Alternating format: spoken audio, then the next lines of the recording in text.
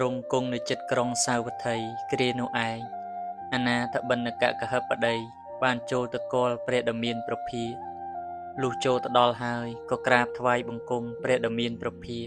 អង្គុយក្នុងទីសមគួរ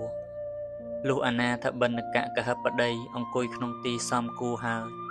ទើបព្រះដ៏មានប្រភាទ្រង់ត្រាស់យ៉ាងនេះថាមនាលកហបតី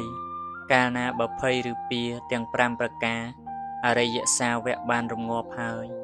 អរិយសាវកនោះឈ្មោះថាប្រកបដោយអង្គនៃសោតតា4ប្រការផងបានឃើញច្បាស់ចាក់ធ្លុះនៅញយធម៌ដ៏ប្រសើរដោយប្រាជ្ញាផង